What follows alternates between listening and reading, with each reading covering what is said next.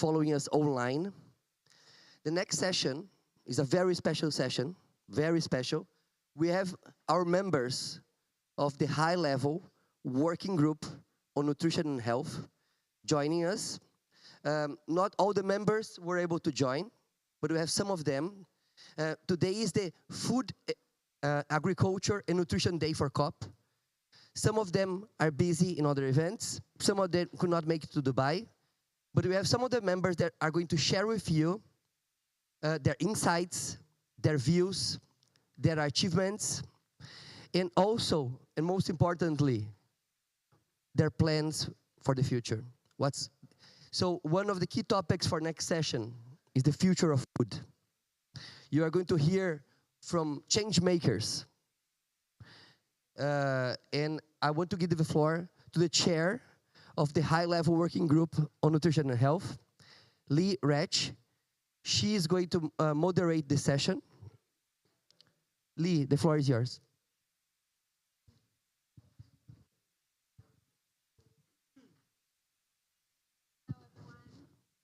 And welcome. Do you hear me? Yeah. Okay. So it's my absolute pleasure to moderate this session, and I think it's a great opportunity. We're today at the Food and Ag Day, and we're at day number 11 or 12, I think, at this point. And I thought maybe we could take the opportunity to have each of the panelists introduce themselves and do a little bit of a recap of how they're looking at COP28 up to now, and also what they see as the most important thing happening at the Food and Ag Day. Paul, you want to start? Sure. So Paul Newnham, Executive Director at the Sustainable Development Goal 2 Advocacy Hub. So we work with private sector, UN, civil society across food, agriculture and nutrition. Super excited to be here at COP28. I am actually very encouraged. I'm very encouraged by seeing where food, agriculture, food systems conversation is at. I obviously want to see more. I want to see more actions, more commitments. But what I have seen is that there is a connection being made between the impacts of our food system and the opportunities in our food system and climate change. Yeah. And I think what we need to do is celebrate that. The Leaders' Declaration, which was announced on day one with 134 countries signing on, creates a foundation. Creates a foundation to start working with countries on solutions, to start working with countries on innovation, and it connects this food nutrition nexus into climate. And so for me, I'm very optimistic. I'm impatient, but I'm very optimistic about what's going on. I also am excited to see, I think there's 500 events today on Food, Agriculture and Water Day, 500 wow. events. So if people are a bit distracted and running around, it's because of that. Yeah. And so all of those events are happening.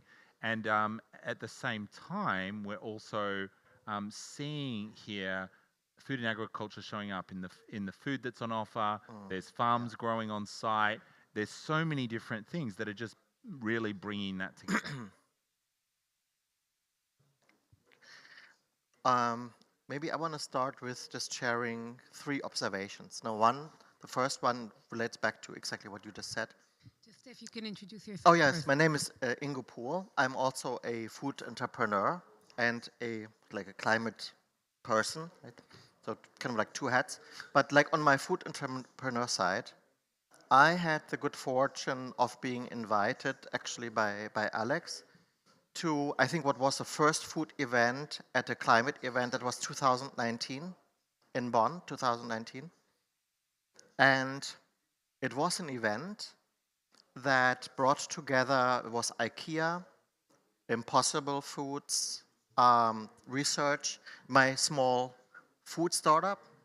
It's a company that wants to bring algae into the mainstream of the food system. Algae is the lowest carbon food, and it's the original food of carbon-based life forms because they're producing amino acids from CO2 and sunshine, right?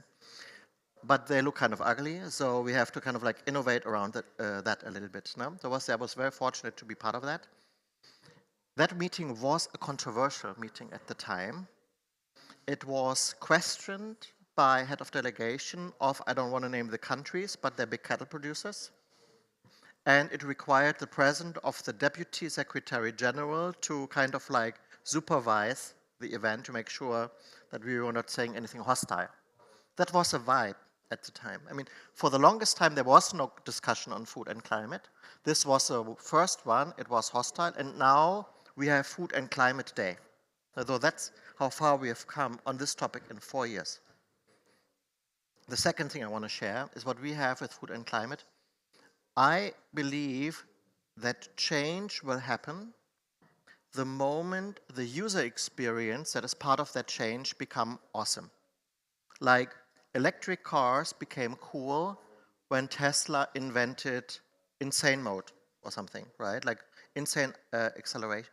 Before Toyota Prius, sorry Toyota, that was not sexy, right? So it's when experiences become awesome, this is when change happens, right? And we had that evening at that food event, 2019, and also, I mean, thanks to Alex over here, we had a dinner. And we had a French chef. He was using ingredients that we provided, that Impossible provided. And we had an event producer who created a table that was literally a lawn. I mean, literally a lawn with herbs on it.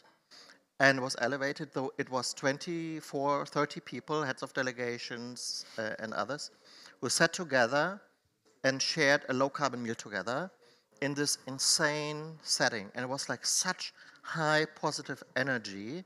Like we, the people who were involved, we were like up till 4 o'clock in the morning because we were like just so full of hormones, right? Happy hormones. No? It was, so if we create these kind of experiences around food, this is how we'll create change.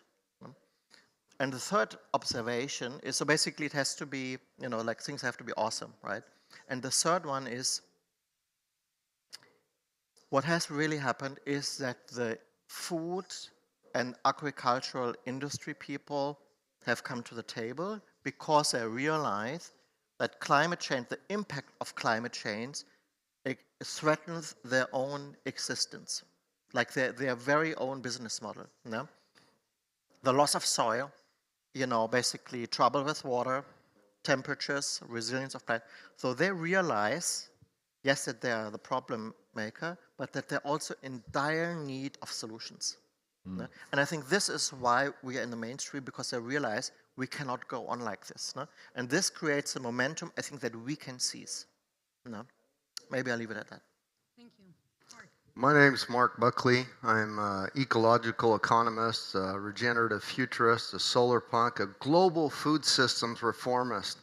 And I'm so glad to be here in the Global Innovation Hub, because innovation is where it's at for food and ag and our systems. And I'll let me tell you how that innovation is, because sometimes people pull back a little bit on innovation in food. Innovation in our food systems and agriculture, it is a sector that is the least digitized. It's the least under educated industries in the world. It's also the largest employer of women and girls. It's also the largest employer in the world in the food systems, agriculture, food and beverage industries, seafood industries, on those who deal with food in one aspect or another. It's also the biggest lever to draw down human suffering in our global grand challenges. And so I loved what Paul had to say, that there's, you know, probably just today about 500 different sessions and events going on food. That's a no-brainer. You know why? People eat 3 times a day. People snack in between the day. Our food systems, to be able to service 8+ billion people around the world 3 times and snacking and more times a day, has to be a big, complicated system in order to address the needs of all those people who are eating and interacting every day. And so the reason I say global food systems reformist, it's not about the brands or products of foods that will solve our problems in the future. It's about how we produce food and what types of foods we consume that will be that biggest drawdown lever. That's one area. The second area is getting food out of the commodities markets. If you realize that our food is traded around the world as a commodity, whether it's wheat, corn, beans, beef, whatever it is, it's traded as a commodity. And when we trade food as a commodity, that's a gamble. That's an investment in our food. When you cheapen food as a commodity and let people who are investors and brokers trade our food, they don't care how it's produced, where it's produced, if it's healthy or if it's nutrition. They only care about the bottom line and what their return is. And so therefore, if you have people trading food and they don't care how it's produced, where, just as long as it's cheap, when you cheapen food, you cheapen life. And therefore, we need to change our systems so that it's equal for everyone around the world, and that. Now, if we did have a great solution, we have people like Lee here, who is from Aleph Farms, and we have Beans or How from SDG 2 Advocacy, but you represent many different types of food. We have Ingo. They're all having fabulous solutions to address that problem. But we're 8 billion people on this earth, so we could have 1 million Aleph farms, and then we would be making a dent in the problem for animal agriculture and food. We could have 1 million Beans as How around the world, and then we would really start to make a dent in the problem. Where does innovation tie into that? Never before in human history have we went from one age or epoch. We have moved out of one bad system to another system, whether it's good or bad, without innovation. The pneumatic tire, the steam engine, the printing press, the computer. And so innovation is the way how. And just to wrap it up, innovation that Aleph Farms is doing to bring cellular agriculture to the market is amazing. But that innovation, I want to frame that a little bit. Cellular agriculture has been talked about for 113 years by a French scientist. Let's not even go that far back. Let's go back to Winston Churchill, the Prime Minister of the United Kingdom. In his talks 50 years hence, he said, we will have chicken and beef, cellular agriculture in the future. That was the Prime Minister of the United Kingdom. So, excuse my language, what the hell has happened? Because we're sitting in 2023, and the regulation and policy and the pathway for Aleph Farms is just barely starting to be rolled out. These innovators have disrupted the system. They've cracked the code to do exactly what we talked about 113 years ago. But the policy and the roadmap to get it out to the world to start to solve our problems is not there. And so that's why we need the innovation, and the innovation in policy and regulation, innovation in how we get these things to scale. Yeah. I really appreciate all three of your comments, but I'm kind of resonating to what you're saying, Mark, and I'm thinking to myself, you know, innovation is not only about technology. Innovation comes in all sorts of ways. It can be about business models. It can be about financial models. For example, I think when you talk about cheap food, there's no cheap food. That doesn't exist. Nothing comes without a price. And I think the problem is we're not calculating correctly the price of what a cheap food means. And when I think about innovation, I also think about how we can connect innovation. And again, when I mean innovation, it can be technological innovation, but it can be other sorts of innovation to also the right and smart traditional practices as well. Because it's always going to be a balance. You know, me and Paul, we go back at this point, and Paul speaks about beans, and I'm pro beans. I think it's really important that we consume more plant-based, healthy products. My PhD is on algae, so I'm an algist in the heart. So I really resonate to these as well. So I want to ask you, panelists, what do you think about that kind of? Because whenever as a cellular ag, we're a very in-depth, innovative technology which I also believe in, and I also think has a place. I don't think it's the sole solution for food systems, but I think it's definitely a solution that we can combine and start thinking more about diversifying our food systems depending on the region we live in, depending on the food systems and the supply chain we have in certain areas. And I think it's part of the solution. And to that extent, I also think that we need to see ways of how we combine between the more traditional practices that are really cheap. Not the cheap that we are talking about, the cheap that's broken, but actually is the healthy cheap. You know, that when you think about it, when you calculate it with the proper externalities and you say, this is a smart product or a smart way of producing food, how do we create that kind of, because currently today, innovation and tradition are almost like, it seems to me that there's this tension between them of what can kind of, how you can create that kind of collaboration together. For example, cellular olive farms, we believe we're not here to replace the animal agriculture sector. That's not our approach. We think we're here to complement it as the animal agriculture is transitioning to more sustainable practices. We believe we're part of the animal agriculture because we're a new category within the animal agriculture. Just like you have meat and you have milk, now you have cells. So I wanted to ask you guys how you think we need to approach this collaboration between tradition and innovation. And again, innovation doesn't necessarily have to come from a technological aspect. And how do we really promote it in a way where farmers don't fear innovation in any sort of way? But, and I'll say one last thing before I put it back to you. The status quo of farmers is not good. This is not us coming in and saying, okay, we need to do an innovation and bring transformation, and we're disrupting a status quo that's healthy for farmers. The majority of farmers currently are suffering from many different issues. Financial issues, the majority of them have second jobs for income, a lot of stress and diseases that come from stress issues, deaths. So I'm just questioning, how can we support this transformation where we think about farmers in the center, where we embrace both tradition and innovation?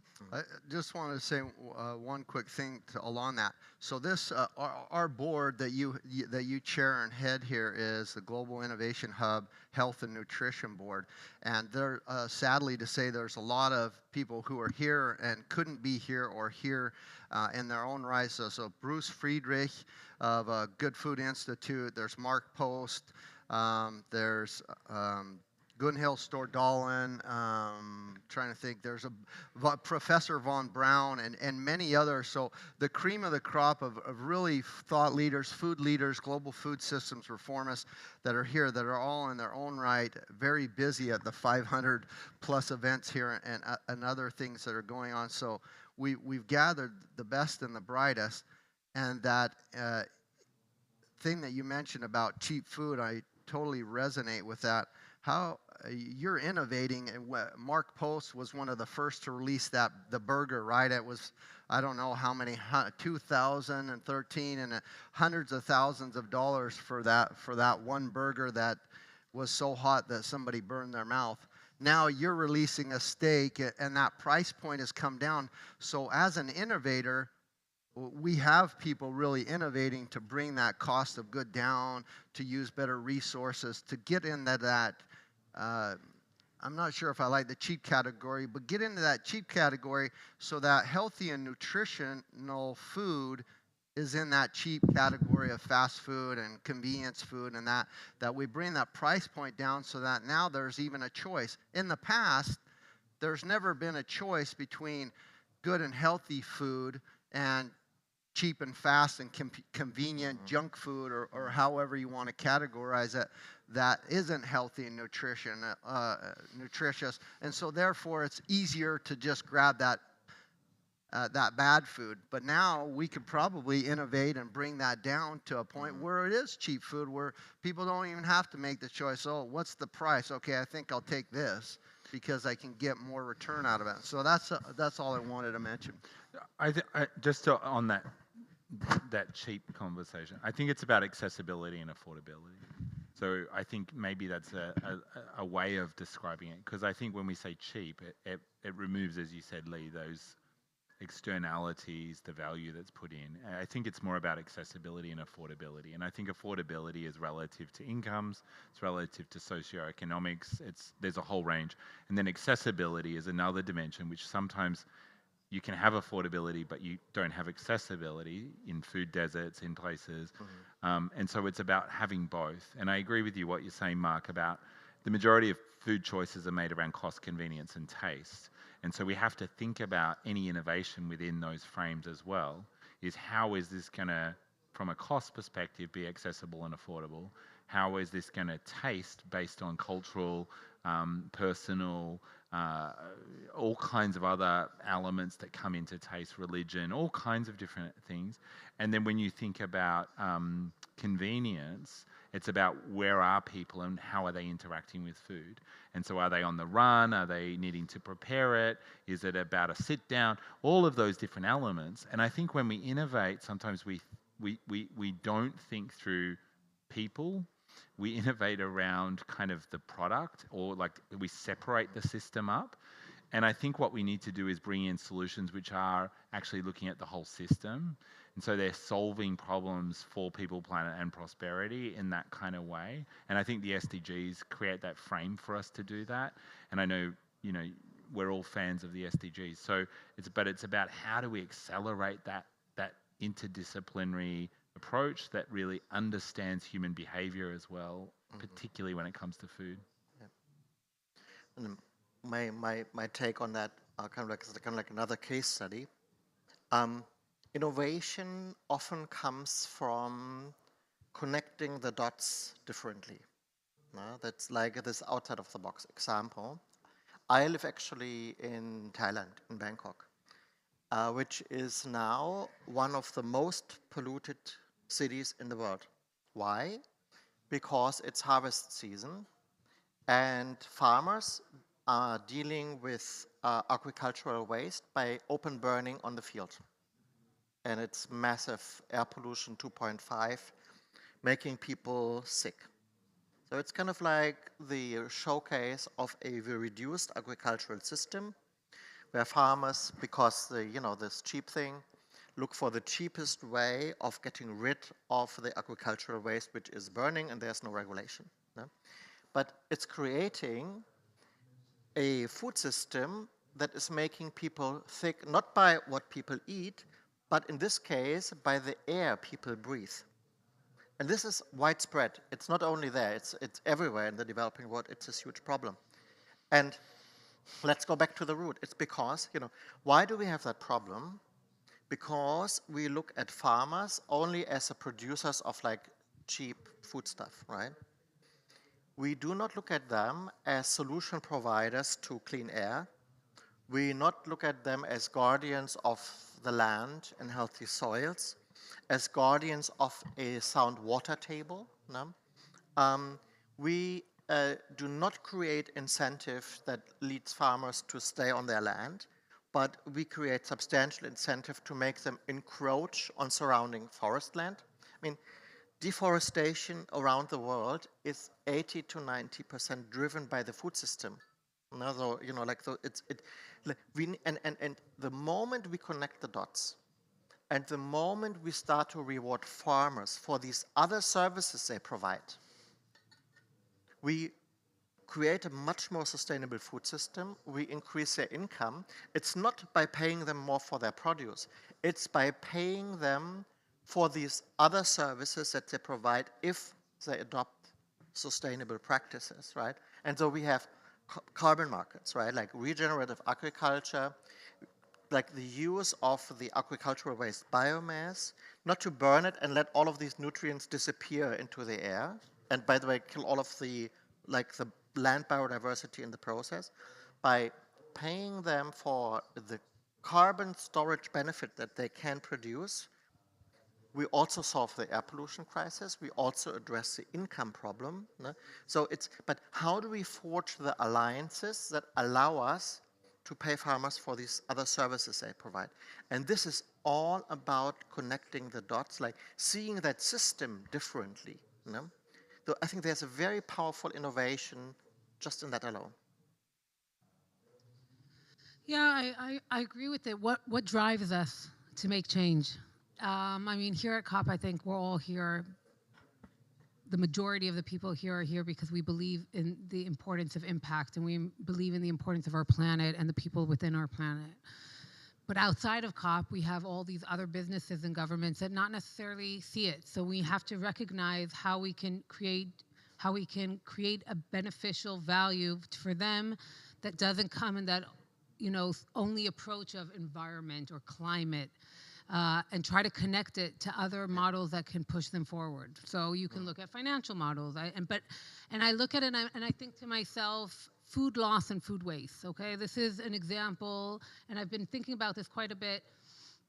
That 30% of our food is lost or wasted throughout the production of producing. And by reducing that food loss and waste, we're not only supporting financial models for the people that produce the food, but we're also supporting environmental models. And that's still not, and we're still in a position where we have 30% of the food produced that is lost. So I'm thinking to myself, what do you think are the main drivers that we need to create? Because I always say follow the money. I'm kind of, that's the way I approach things. I'm a financial person. I like saying it will, to be sustainable, it might need to be more of a long-term approach, but you definitely need to have the finance to back you up. So I wanted to ask you guys, what do you think is the main drivers that we need to push more of the food systems transformation? Because on its own, I think it's not only a financial question. It's definitely, I mean, there's impact, there's finance, but what else do we need to start really getting this going? Obviously, policy is there, but it's not good enough. I'm just kind of interested in your thought process. I'm kind of, my background is in engineering and finance. No? And so I live in Thailand, right? And then in order to move things, I also realize you have to become a political economist, no? Because it's in this world of policy. It's like not finance, technology doesn't get us to solution. There's this whole level of politics. But what actually, my latest realization, and I'm a very strong advocate of that for the last 3 years, and I had a conversation with Mark about that yesterday, the real heart of the problem is a lack of connectedness. Connectedness between these different silos that stop us from seeing these additional values, right? So we have a public health crisis, right? We have the farmers, we have the food system, but they're not talking to each other in the right way that allows them to see each other. No? So if we get to kind of like that connectedness of that larger system, right? And we have them around a table, ideally sharing a delicious meal, right? And we have that conversation and we create these connections. And from that, I think we can create these systemic solutions that really work, right? And connectedness, I think, is a deeply human-centric thing that we need to do, right? I think like and everything that can facilitate human connectedness, even at events like this, I think will have this positive influence that paves the way. Look, to me, there's there's basic things that we need to do. Innovation's really important, but also so is adopting innovations which already exist. So Mark talked about, we've known about things that can help us, yet we're not doing them. And I think when we think about now where we're at, there's things like how do we support some of the countries which have done the least to actually damage the climate, that have solutions that need investment. So how do we operationalize loss and damage fund, target the right areas for this so that we don't see further slips? How do we think about the most vulnerable countries to climate change and really see some of the investments there, working particularly in focus with smallholder farmers, just to get, not to innovate much, but to actually just get actually to the starting line on basic technologies, basic starting points. And I think sometimes we can get quite captivated with new ideas, and I think we should, but not to the cost of not doing some of the basics. And so for me, it's looking at that. I think adaptation, it's been discussed in Glasgow, there was 50% of climate financing should be moving towards that. It's not there. It's adaptation still needs to be there. We need to be adapting. The world, we can't keep up at the moment. And so this is really important for biodiversity, for food security and nutrition. We know these things. I think the innovation is sometimes accepting and getting on with it. I think our mitigation efforts we need to continue to focus on. So I mean, I suppose one of the messages that I'm kind of been hearing and talking to people from different parts of the world is there is some of these, we know some of this stuff. We're talking about it as if we don't know what we need to do. How do we innovate in a way that actually starts just to move towards that action? There's a lot of conversation on action. There have been some great commitments, but I kind of want to see, how do we accelerate that? What's that acceleration? And how do we really start to kind of focus where those big impacts are for small cost in many ways can actually have major impact? So I absolutely love what Paul said, and I really resonate with that. Thank you. Just to put things in absolute perspective, the world's largest economy is an agrarian society. It's food. So don't be mistaken that it's not, because we're addressing the financial respect. How do we get the monies? How do we move the levers? Where it's at? The money's got to be there. Otherwise, why would the agriculture, food, beverage, and seafood industry be the largest economy in the world? It's $20 trillion a year. And get this, it has a $5 trillion shadow economy. $5 trillion by the World Bank, the World Economic Forum. And what I mean by a shadow economy, if you've ever been to Singapore, if you've ever been to Thailand, you've been to Philippines or Turkey, people are cash and carry. They eat outside of their homes 3-4 times a day. They pay cash.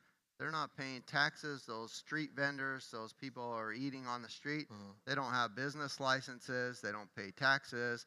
And they're not doing that through a business to the farmers and those who are getting the food. It's a huge, and there's an unrealized, untapped area that we're not even seeing in true cost accounting and in waste that Lee talked about. There's all sorts of things that are on the table that we don't even see or realize in our daily lives how big that is. And so knowing that that's such a huge economy, but that is a dual-edged sword. In some ways, it's working to feed humanity. In other ways, it's miserably failing to fund and innovate those innovators who are trying to fix the food system, but it's also failing in respect to have the innovations for the future. So why do we need to reform that? Is we need to find a better way to make it work properly. And never before has there been such a big conversation in our world about monies and economic models. Just in the last 2 years, we've seen over 20 new books written about ecological economic models. The Club of Rome released a book called Earth for All, talking about 5 ecological economic models that could replace capitalism, microeconomics, neoclassical economics, and what we've seen out there in our world. And so finance and economy at a business and an organizational level is absolutely critical to make it work. And when you do it in a regenerative, renewable, efficient, technological way, you actually reduce the cost of good. If you produce in a different way your products, if you use renewable energy, full water management system, you're maybe tapping into the carbon credits, maybe you're tapping into regenerative agriculture, you don't have packaging that's wasteful, you don't have a supply chain or logistics that's wasteful, that actually reduces your cost of goods sold as a business, increases your profit so that you can be competitive at market. And it's also very innovative. So I think, yeah, we're talking about innovation in the food systems, but in those food systems is the economy that we're living. It's the longest running economy in the world, agrarian society. It's the oldest. It employs the most people, employs the most women and girls. It's a wonderful thing. I love to do it 3 times a day as well as my colleagues. So it can be there, but at the core, we also need to change our models that we're operating on. A lot of us are still talking about funding, financing, and those things the way we've done it in the past in these broken models. And that model is we build up this economy, or we get monies and seed funding, and then the bubble bursts, and we have to go back and get more seed money, and we have to get more investors. We should change internally our organizational model and structure on these things and disseminate the money properly, avoid the waste in our current systems as much as possible. And I truly believe then that profit will increase, the monies will be there. At Glasgow, we had $130 trillion committed towards the heart of climate finance and the Sustainable Development Goals. We just need to put people's feet to the fire to now disseminate that money properly and use it more wisely. One last thing I want to say, this so vital, because we've been doing this, all of us on this panel have been at the climate conferences for a long time, and there's something that I want to tell you about real quick. It's a book called Soil and Men. I don't know how many have heard about it. It's from the U.S. Department of Agriculture. It was written in 1938. 1938, there was a book published by the U.S. Department of Agriculture. It's called Soil and Men. And I don't have it right away so I can read it to you, but I can surmise it for you. This book, I own a copy, original copy signed. It talks about no-till practices. It talks about regenerative ag. It talks about not using chemicals and pesticides. It talks about how we do food and agriculture in a much better way. When you read this book, or even the foreword of this book, you're like, how could this be? 1938 says, in a young civilization in 1938, it is not acceptable for us to desertify, create a dust bowl, use chemicals and pesticides to harm our soils. And it goes on. And this was 1938. And they says, we believe we're fixing it. We believe we know what's right to do. We just need to do it. If that wisdom's been around for 1938, what's happened today? I'll tell you what's happened, and this is kind of the human condition in our world. 1939 was World War II, and the entire agriculture and food industry was taken over by the war machine. Industrial agriculture and chemicals and pesticides and all those things were then infused. And throughout history, even if we go back to the beginnings, there is always a war, a pandemic, a Brexit, Ukraine war, all sorts of things come up. We're on a good path. We have the goals. We have the plan. We have the knowledge, and something derails us. We're at COP28. I was at COP21 in Paris 2 days or 3 days before the climate conference. We had a terrorist attack. Almost derailed the whole process. Thank goodness it didn't. We went through COP, made the agreement. Then what happened at COP22 Marrakesh? The second day on Tuesday, Trump was elected as president. If you were in Marrakesh like I was, guess what happened? People were crying. They were freaking out. They were saying, I'm going to go home. What are we going to do? Our whole Paris agreement's derailed because Trump said, we're going out of the Paris Agreement. So then we wasted another 4 or however many years worrying about what are we going to do to get out of the Paris Agreement. Throughout human history, there will always be a time where humanity is derailed. We're on a good path, and something will happen to derail us. But if we can unify around food, which is a wonderful thing to do, we can use the solutions that Paul and Lee and Ingo have done and do these principles and not let these things derail us, I guarantee you we can solve the problem. But if we get caught up in the nitty-gritty of these small things like a coronavirus or a mosquito or whatever thing that has a ripple effect around the world, we're going to be derailed from where we need to go. And I'm not saying it's planned or a conspiracy theory, but it just happens. I don't know how the hell it happens, but it happens. We're on the right path. We have the people, the wisdom, the knowledge, and the plan, and then something derails us. And let's not be derailed because the plans are out there. Yeah, I can. You know, both you and Paul, you both speak about. I mean, it's all there. The solutions are out there. Now it's time for action, and it's been out there for quite a long time.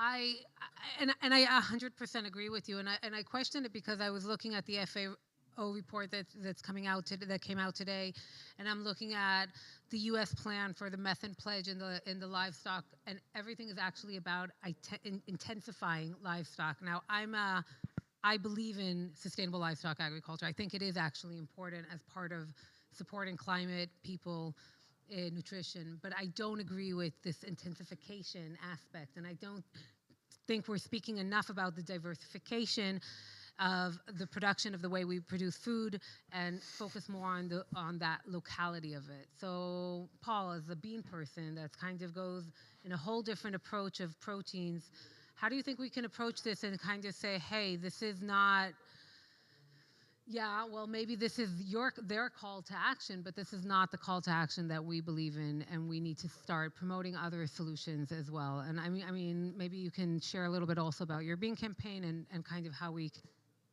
Yeah, look, thanks, Lee, and we definitely agree, you know, and we've talked many times about the diversity of solutions that are needed. And I think as soon as we start to sort of argue about my solution's better than your solution, it's game over, to be honest. That gets us into problems because whoever wins, for whatever reason, can tilt the system. And the world's a diverse place. It's not a one-size-fits-all. I think the diversity is the celebration and it's the success. So when we think about solutions, I guess and this came out of the UN Food System Summit, we were looking at what are the things we can kind of agree on that we can just get on with. And beans, peas, and lentils are part of the pulse family. They are great for soil. They're great on water usage. They're really good for people. They provide, people talk about the protein, but they actually provide amazing fiber, which we have much more of a challenge than actually on protein. Most people don't have a protein problem. They get plenty of protein. Some parts of the world that's very different, but in some parts of the world it's an obsession on protein. Fiber is really key, and micro and macronutrients are really key. And so when we think about beans, peas, and lentils, they enable that. They're also affordable and accessible. There's something that can grow in many different parts. And so for us, trying to provide that as a solution is really key. And so I think for me, you know, this intensification is a really interesting one because it can be perceived in very different ways. And I think we need to get much more efficient in the way that we're actually working. And that can be through a diversified approach. So just before we had Jean-Claude Rubiago, who is winner of the Africa Food Prize, the Pan-African Bean Research Alliance. They've taken over 600 varieties of beans into different communities in Africa. When he talks about this, he was talking about short cycles, 60 to 90 days growing cycles. How do you put them in amongst other crops? So it can be about coming together around other crops, but with other outcomes. And I think sometimes, you know, industrialized agriculture has replaced those systems of building intercropping and regenerative ag in ways by inputting externalities. Those externalities often have overflow, they have impacts on our food system. I think we need to just go forward. So going back to, say, things that were technologies that already exist, been practiced for many, many years in indigenous communities all around the world in different ways. We need to bring some of that forward, but we need to be smart in how we do that. And we need to pair that with other things. So the work that you guys do, you use bean-based proteins as well alongside your cellular agriculture. These marriages and relationships have to be part of the solution. So when people say to me, is it plant-based or is it this? I say it's both. It's actually about thinking about the impact. I think we've got to look at the impact in our food and not write off heroes and villains, but we've got to look at the impact based in the science and develop a diversity of solutions, and the solutions should speak for themselves. So you can have an animal-based product that's really bad on impact and really good, and you can have a plant-based that's really bad and really good. And so I think when we get into those turf wars, it's a real problem.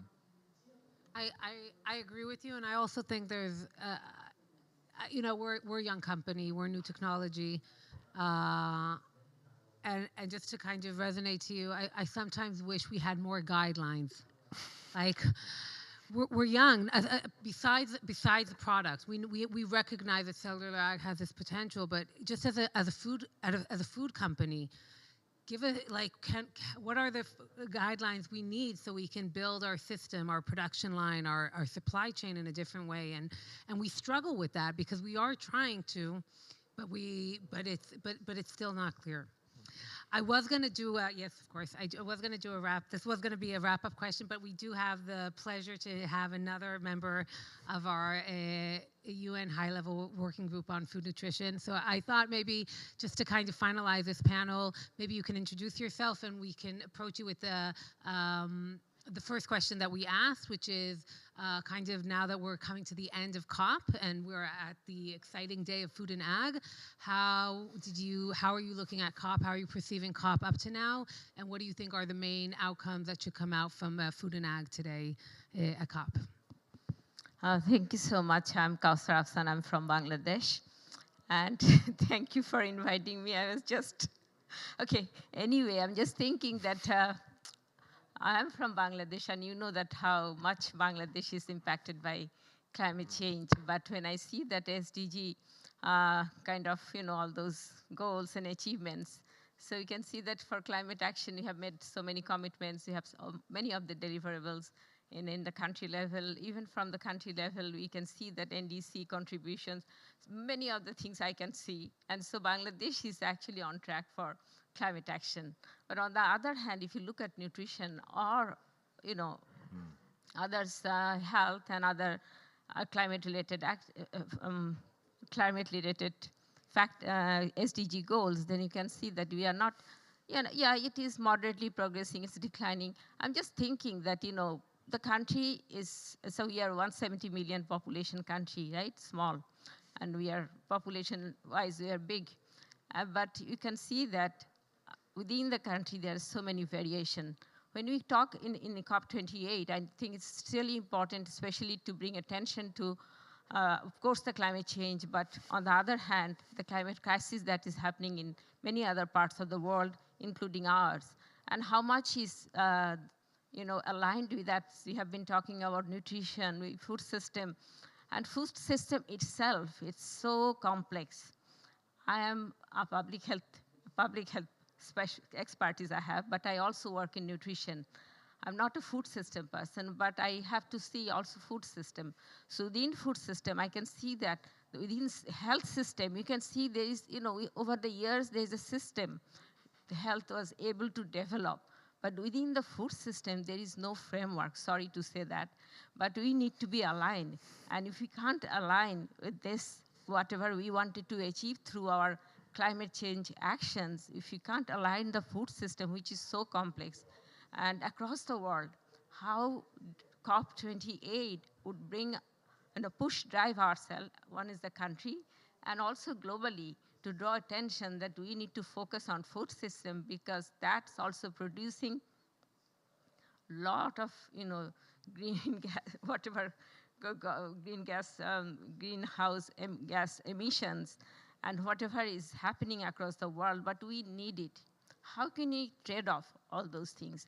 I can see that, you know, especially from the developing country perspective, we are struggling every day that for our food security, our nutrition security. For us, it is actually a luxury to look at climate, you know, climate change and climate action, because farmers are struggling. They don't understand all those things. They need, produce.